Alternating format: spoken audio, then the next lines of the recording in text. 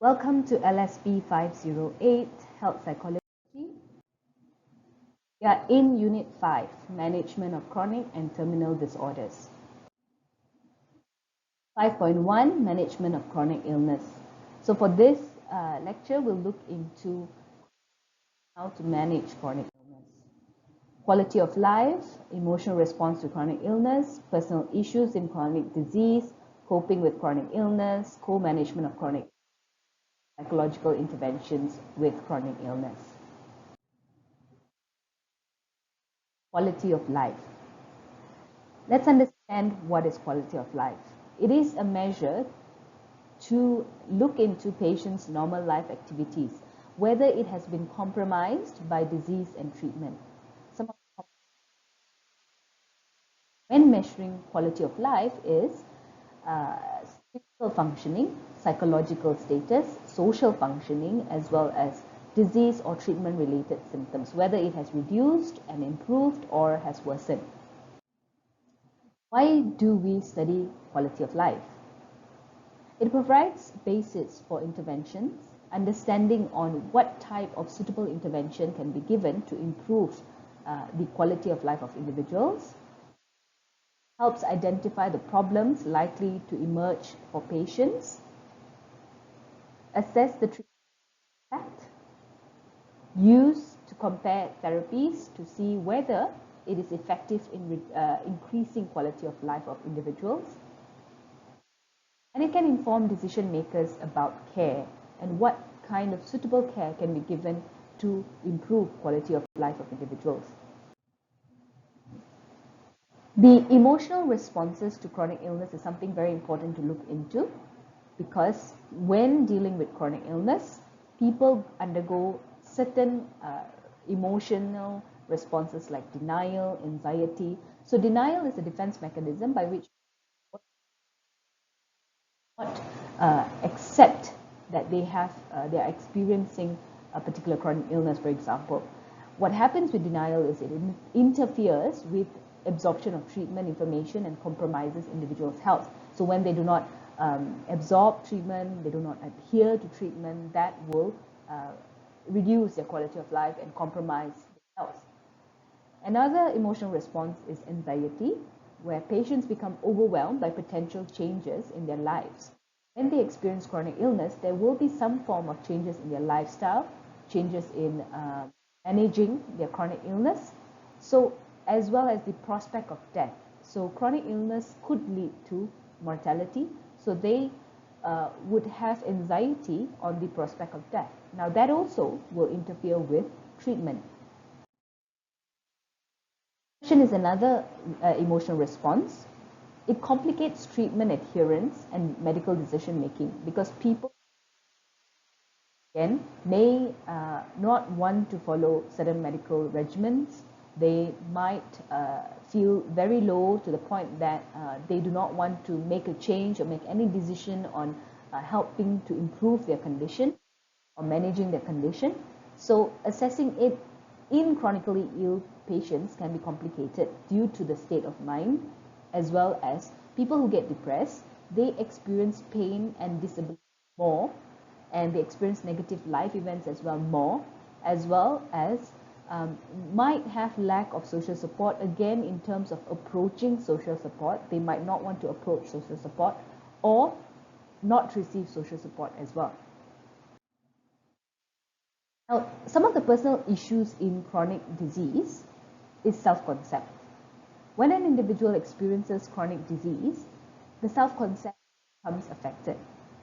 Self-concept is a stable set of beliefs about one's personal qualities. And again, it is evaluated by an individual's self-esteem. When they experience chronic disease, say for example cancer, an individual has to undergo, so that could result in perhaps changes in the appearance of the individual, hair loss, for example, from the treatment. These can affect individuals' self-esteem. Even mobility becomes affected. So this can affect the self-esteem and self-concept.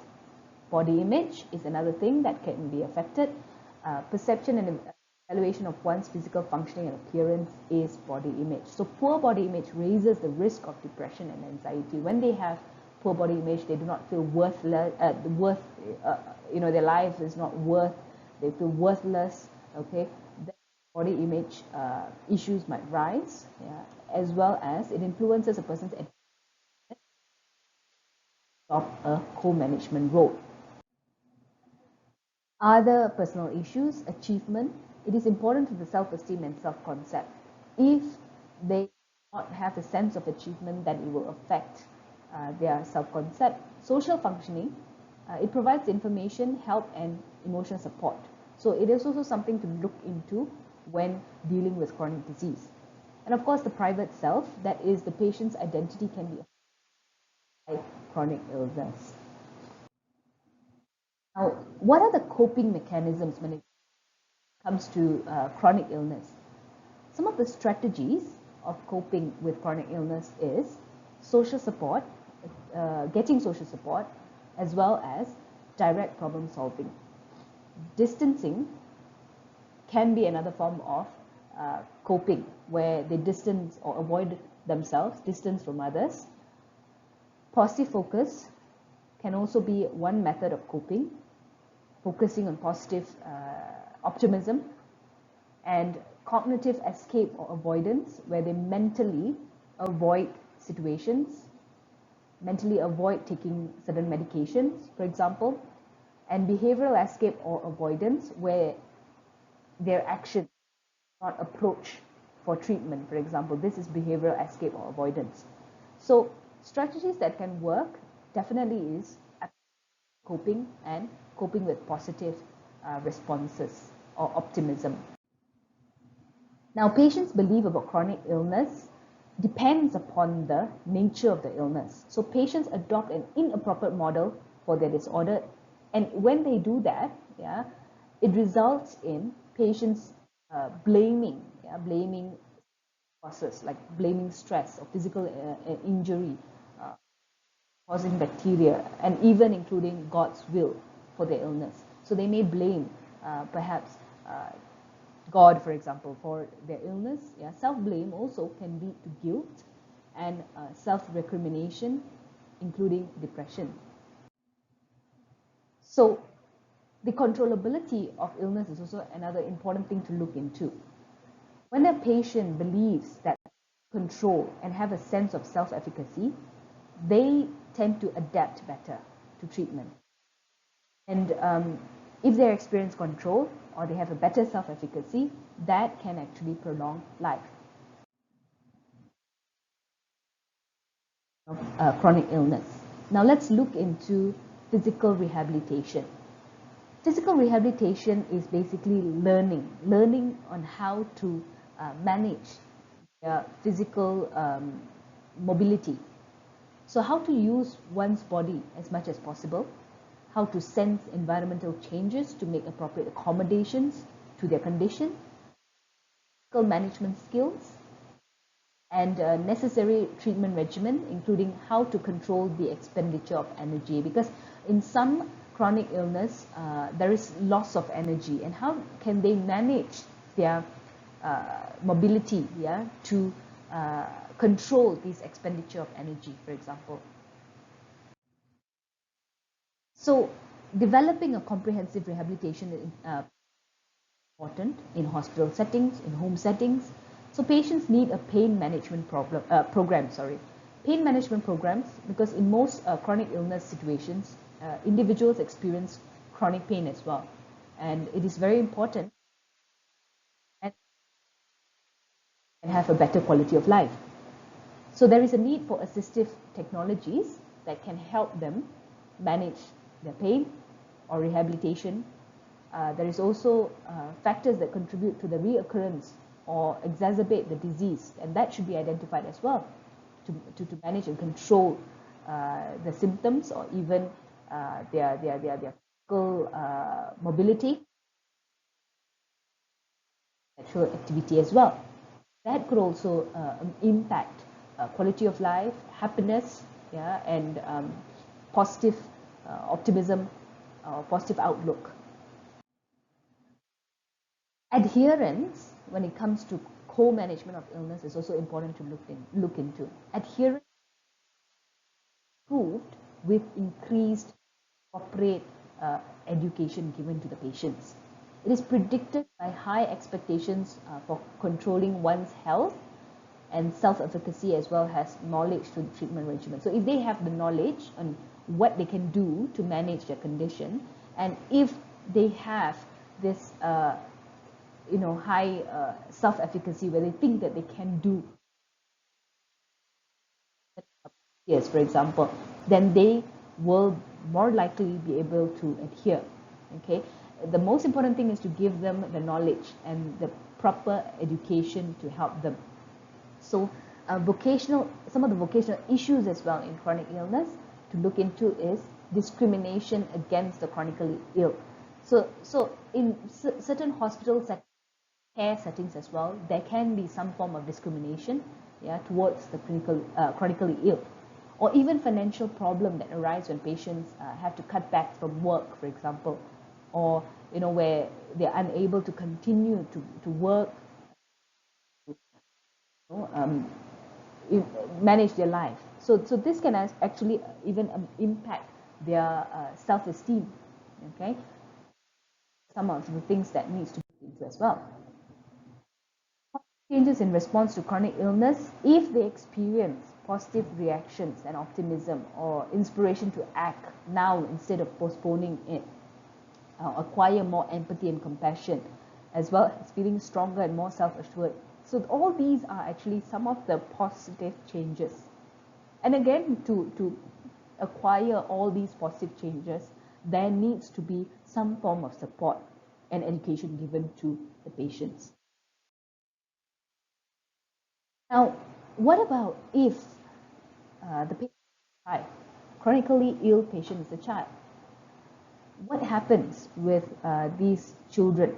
Yeah, usually they go through a state of confusion because again, they might not understand the diagnosis or what is even happening to them. They might not be able to follow the treatment regimen without the help from parent or family. And they might be exposed to isolating or terrifying procedures where it doesn't involve the parent due to fear of interference. The health providers might fear of interference of parents, so the child might be isolated to undergo these treatment procedures for them. Or they may exhibit a variety of behavioral problems due to this because they are unable to regulate their emotions. So how about children who experience these chronic illness? They may exhibit all these behavioral problems as a reaction to the inability of coping, yeah, or regulating their emotions. They may develop some maladaptive coping styles, which can be also detrimental and worsen the situation or their condition. How we can improve coping in children? Parents, they need to soothe or they can soothe their children emotionally, provide an informed basis for cure. Communication between the parent and child is also a very important thing when it comes to improving coping for chronically ill child. So children should also be encouraged to take care of themselves, like doing regular school attendance as well, not pulling them out from school, but rather continuing the normal life experiences, continuing physical activities in school or even at home. So family therapy and training in the family as well is very important for treatment regimen, because parent and family also need to accommodate child's needs as well. And they need to understand what is important, what can be done, what should be done. Interventions and chronic illness. Let's look at what are the psychological interventions that can be given. Pharmacological interventions is the usual, providing medications, prescription of antidepressants. These can be given as well. Or individual therapy can be given chronically ill patients. These therapies can be episodic. It can be a collaboration with the patient's physician and family. And it's very important to have such a collaboration, yeah, to kind of understand the experience of the patient from different settings and different points of views, as well as it requires respect for patients' defenses, because as mentioned earlier, the patients may experience these emotional responses. They may have some form of defenses, and it can be very challenging to understand or gather information for therapy with the chronically ill patients. So it's very important also to respect the patient's defenses when dealing with patients with chronic illness. So comprehensive understanding of the illness and its mode of treatment is also very important for also therapists to understand of the patient, guided by cognitive behavior therapy. Now, in most conditions for therapy for chronic illness, the of cognitive behavior therapy is used, again, to manage their cognitive distortions, their negative thoughts, to raise their irrational or negative thoughts to a more positive thoughts, and help them manage through behavioral management as well. So cognitive behavior therapy can help to do that. Coping skills training can improve functioning of chronic disease. So that increases knowledge about the disease, reduces anxiety, of purpose and meaning in life. Now, when people experience chronic illness, there are chances for individuals to lose purpose and meaning of life. And when purpose and meaning of life is lost, that leads to depression. And then it becomes a cycle. So it is good to have them to increase their purpose and meaning of life, so that there is still hope and they still continue regardless of what is happening in their daily lives due to the impact of the chronic illness. So relaxation, stress management, and exercise are also methods. Relaxation training, like using the acceptance and commitment therapy, ACT therapy, is a very common therapy that is being used. It is about getting patients to accept the situation, the condition that they experience, and have some sort of mental and physical commitment towards continuing hoping and living. Mindfulness-based stress reduction therapy, MBSR, is also used. This improves adjustment to medical illness, where they experience mindfulness-based therapy, where they start sensing the bodily reactions, their pain symptoms within their body, and then having some relaxation, breathing techniques, all these things. It's a combination of methods that is in the mindfulness-based stress reduction therapy. Also, exercise can increases release of certain hormones, endorphins, when we exercise. So that can also reduce stress or cortisol level, increases endorphins. Endorphins are the happy pills, the happy hormones. That can also help reduce stress. Social support interventions, family support, social groups can also help. So there are social groups for chronically ill patients as well. In some hospital settings, there are these social groups where they come together and they talk about issues, they discuss issues, as well as the mutual concerns they have as a result or consequence of the illness. It is low cost and it's a very convenient option, because when people experience the same thing and they share how they manage these conditions, that helps individual in terms of knowledge as well. So family support, again, is very important. It enhances the patient's physical and emotional functioning, promotes adherence as well, improves causes of illness. So family also has to come into play.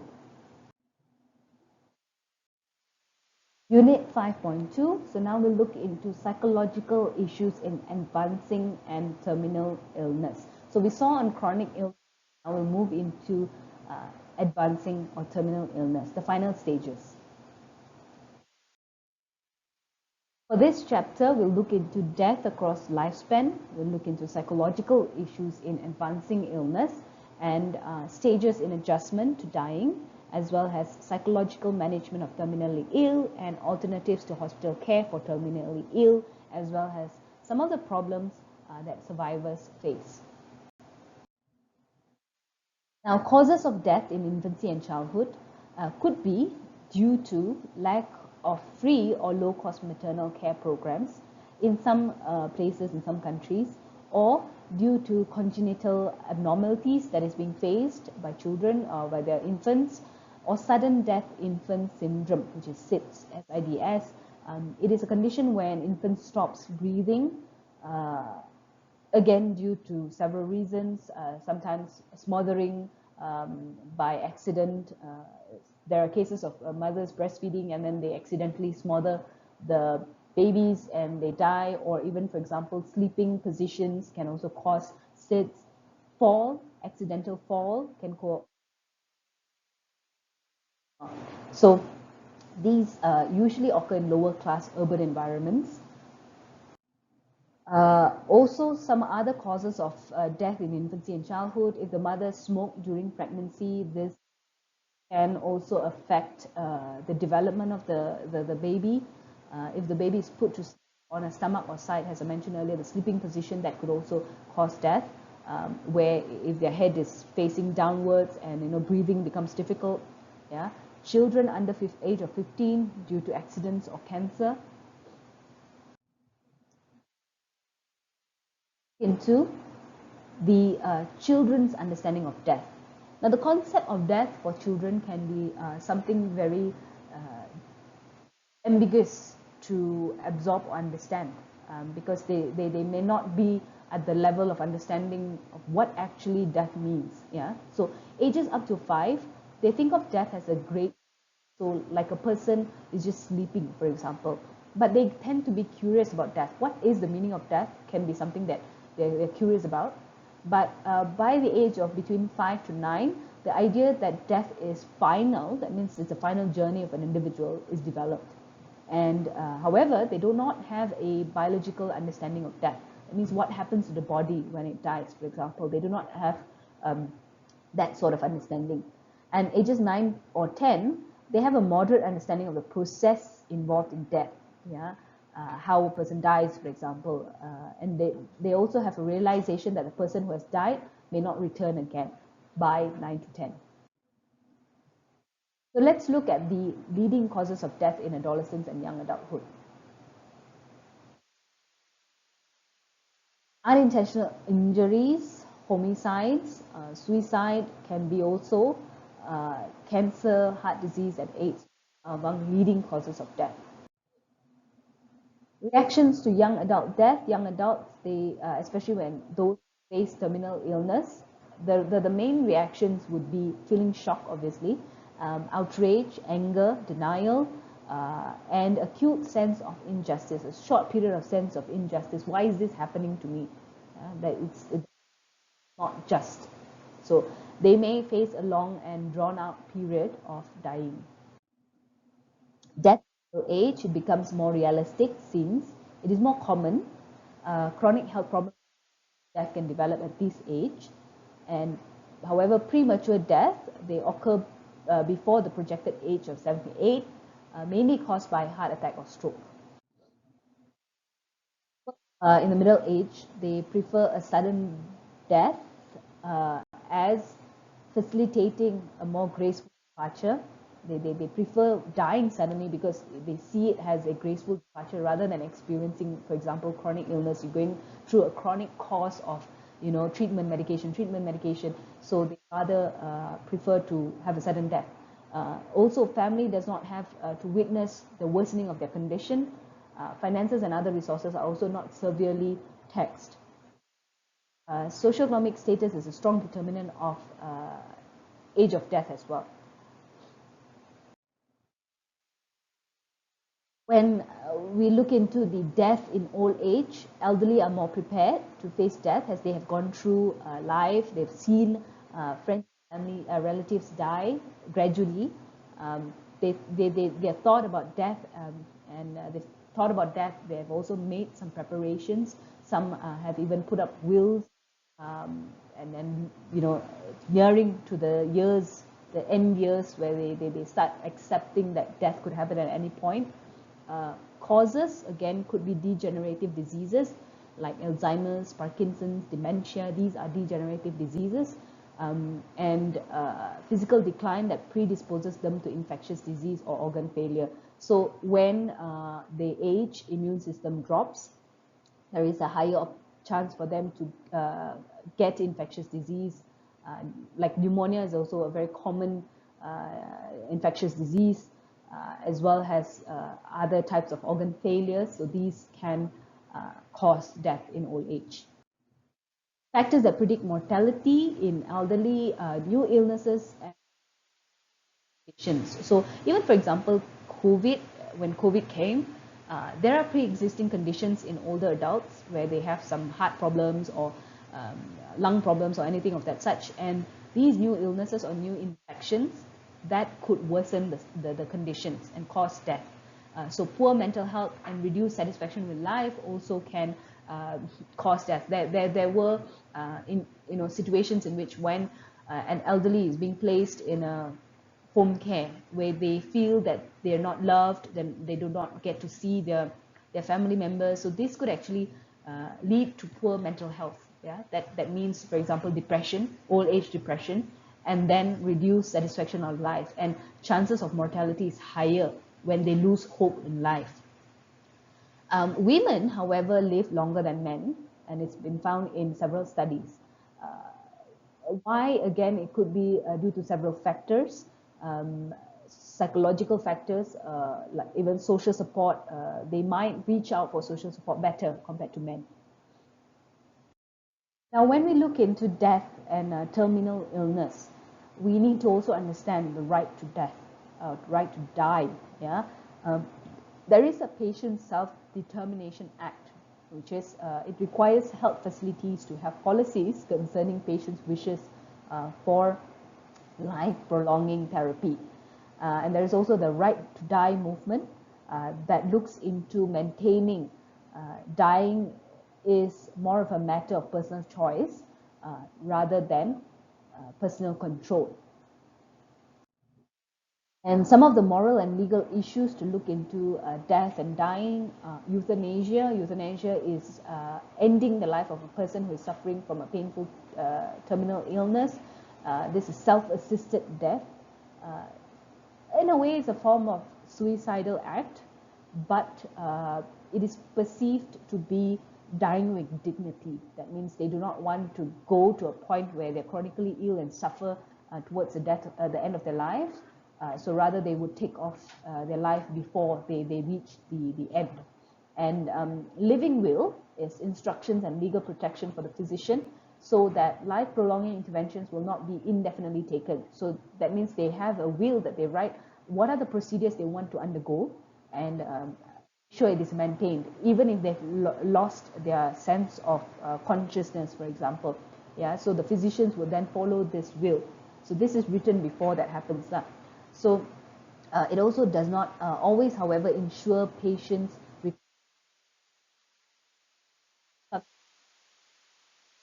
patients to take a different course of action. So it could lead in not following the living will that is made by the patients.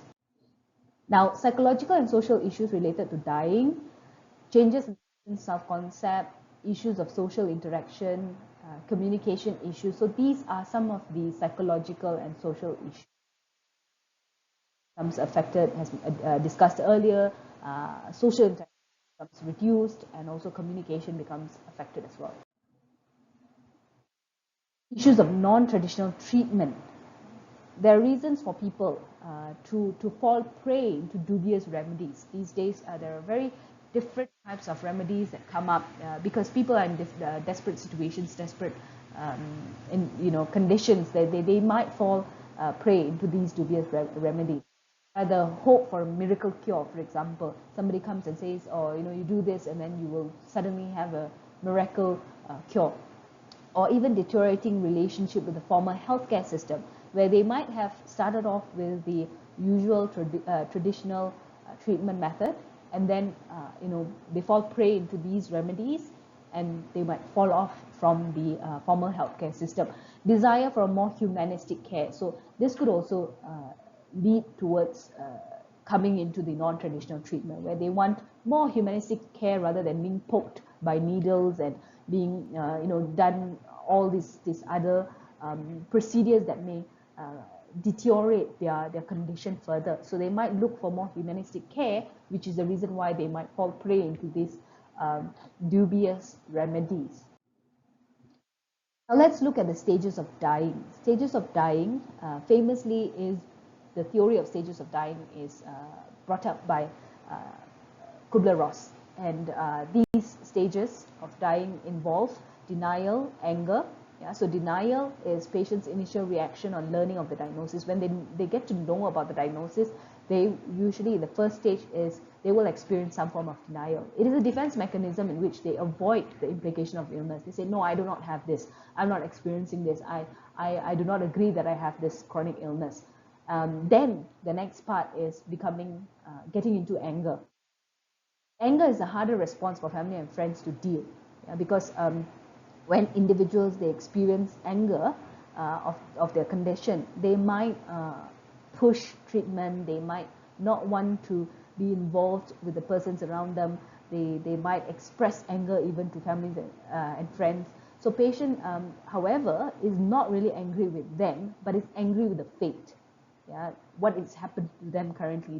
Why is it that I'm experiencing this? So they're angry with the fate of having this chronic or terminal illness.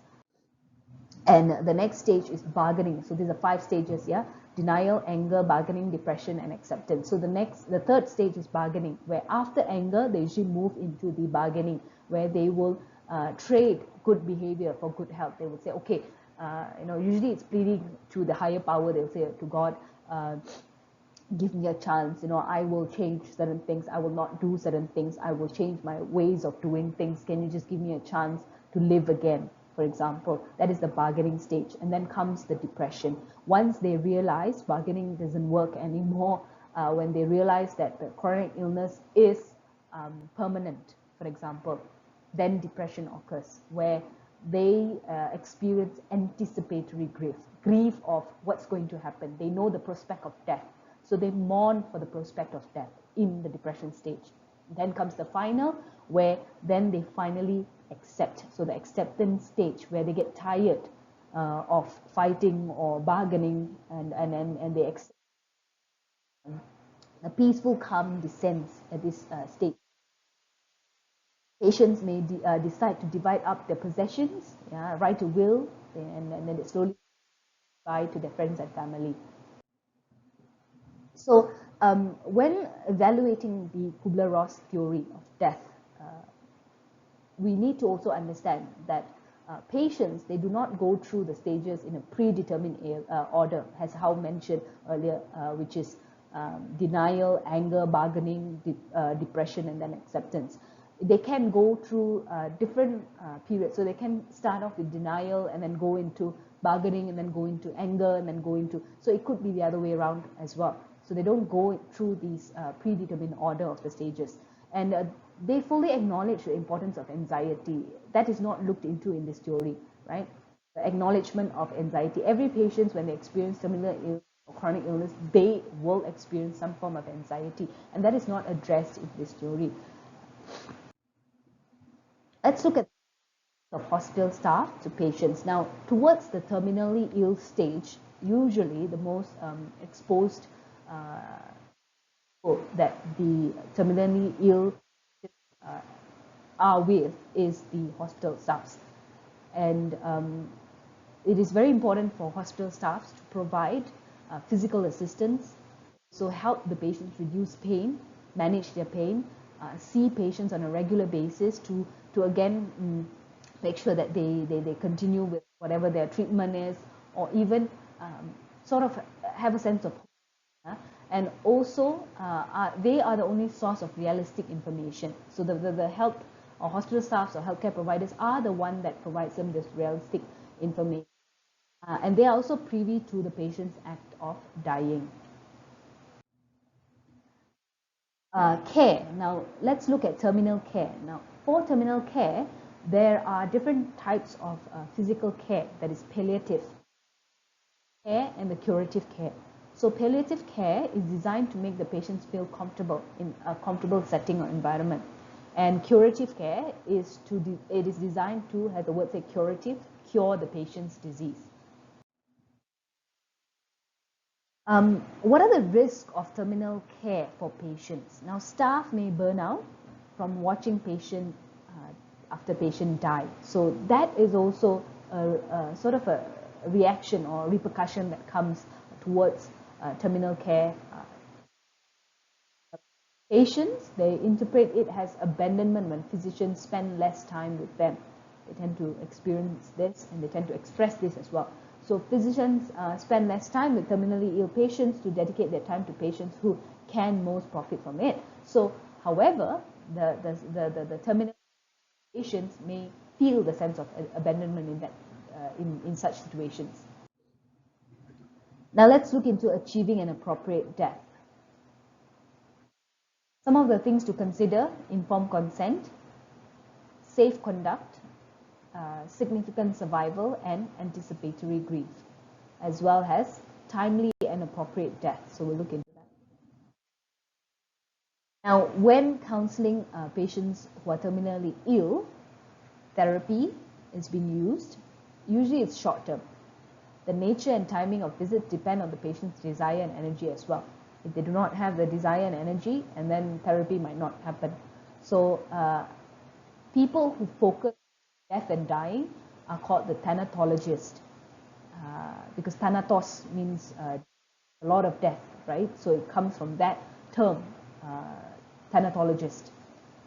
So the belief that cognitive behavioral therapies can be constructively employed with dying patients using CBT for dying patients. Management of terminal illness in children.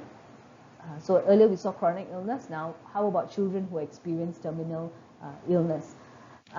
Children, they infer about the condition by taking cues from their treatment as well as the people around them. So counseling helps the therapist take cues about what to discuss from the child. Helps parents to cope with impending death of the child, restore balance in the family with other children, provide supportive mental health services to parents who experience post-traumatic stress disorder from the death of the terminally ill child. So earlier we talked about the different types of care, the curative care and the palliative care. So hospice care is providing palliative care for dying patients and their family members. Hospice is a place that provides care and comfort previously in the, what do you call that, travelers in the medieval Europe. So this term, hospice, is now being used for palliative care. Painful or invasive therapies in hospice care is discontinued, usually in the hospital setting, and then when they move into the hospice care, it is discontinued, oriented towards improving a patient's social support system. So it's more in focusing towards their end of life, yeah, support care for the end of life. Home care is another method, another form of care. Home care is taking care of patients at home, most and economical, feasible, right? It's feasible economically. It is either sort of employing a right, or someone who's able to medically manage the patient in a home setting, in their own homes. So it provides psychological advantages to the patients because they get to be around their loved ones. However, it can be stressful for the family in such a way because if they're experiencing any of the stages within dying of Kubler-Ross, for example, family may be unable to support them and can be stressful. It can put towards the family or the caregiver. So that is why most people opt for palliative care to put them in hospice in another setting rather than at home. So let's look into survivors of terminally ill patients. One of the most important things to understand, which is the feeling of hollowness marked by preoccupation with the image of the deceased. So the grieving here is thinking about the deceased, expressions of hostility towards others. Again, it comes on the anger, the stage. The stage of Kubler-Ross does not only apply to the patients, but it could be also to the caregivers, the survivors, right? So they tend to also experience anger, bargaining, yeah, as well as guilt over death of the family member, for example. So grief response is more aggravated in men if they've lost their life partners, female, and caregivers as well, if they've been a caregiver for a terminally ill person. Loss was sudden and unexpected, so these people experience grief. Uh, it is also a biggest burden if it's for women, because financial strain comes in, where, for example, if they still have young children to care for, so that becomes a strain if their spouse has died. For men, strains of managing a household, the unfamiliarity of managing a household because their spouse would have managed the household prior to the death, and then when this happens, they have to then learn how to manage the household. So that can be a biggest burden. Death of a sibling raises complications for children in terms of even coming to terms or understanding about the death of their siblings. Because again, we discussed earlier on their acceptance or understanding of death, children's understanding of death. Children should be prepared for death. Questions should be answered honestly to them. Also, information should be provided at the right time when they are curious and they want to know, they want to ask further. So the right sort of answers that gives them an understanding of death should be provided for them to be able to cope better. Important. It develops a realistic expectation about what modern medicine can achieve, the kind of care the dying wants and need. Yeah. Colleges have developed, however, courses on dying recently. There are volunteer works with dying patients, but the potential problem is that there is the unintended encouragement of self-destructive leanings. So not looked into in present situations when they or educate about death. Now we'll look into Unit 5.5, Health Psychology Challenges for the Future. Now, when looking into the roles of health psychologists, mainly it is for health promotion, to focus on those at risk, focus on prevention, elderly, refocus health promotion efforts to increase betterment of health, promote resilience, use promotion as part of medical practice, study the socioeconomic statuses and health disparities, as well as studying gender and health. Stress and its management is also some of the very important areas within health psychology that is looked into.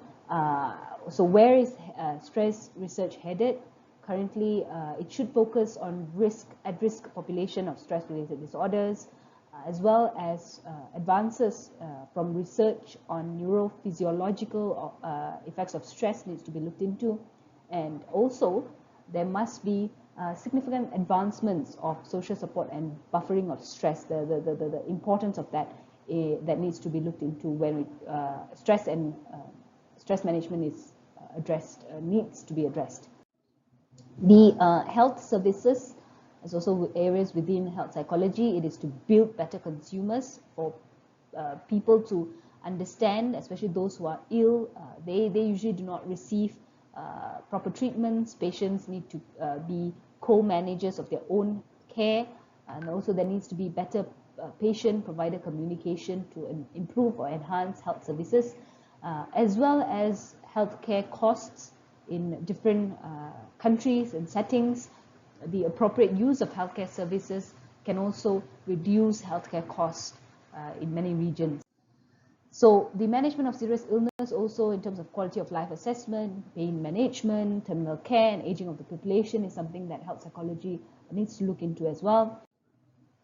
Current trends in health and health psychology, there is a changing nature of medical practice where health psychology needs to be responsive to changes in health trends and medical practice, including the patterns of infectious disease, understanding the patterns of infectious disease, as well as to show drug-resistant strains, understanding of the drug-resistant strains, increasing availability of risk factor testing as well.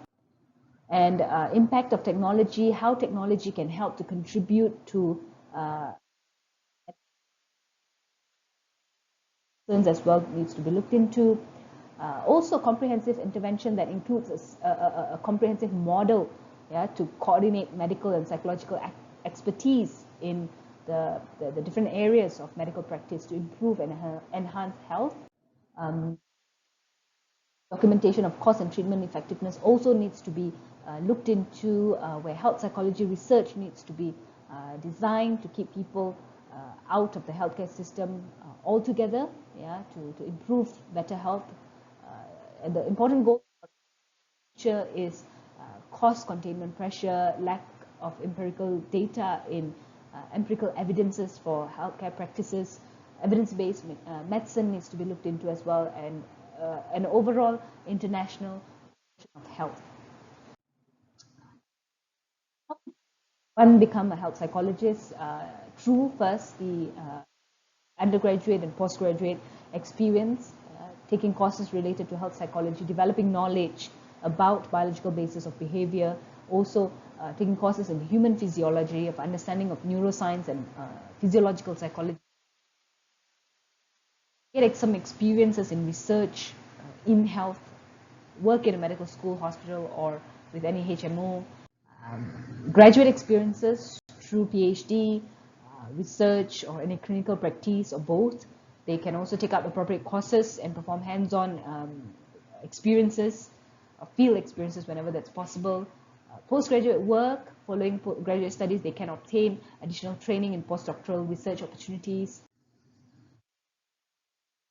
Of health psychologists, they go in through academics in most situations, most settings. In medical schools, they teach undergraduates, graduate students, conduct research programs. 35% work with medical patients in hospital or other treatment settings around the world, and others are employed in workplace, usually as consultant or government for the government, healthcare of the system of government in different countries, or even other employers. So that ends chapter 5 or unit 5. Thank you.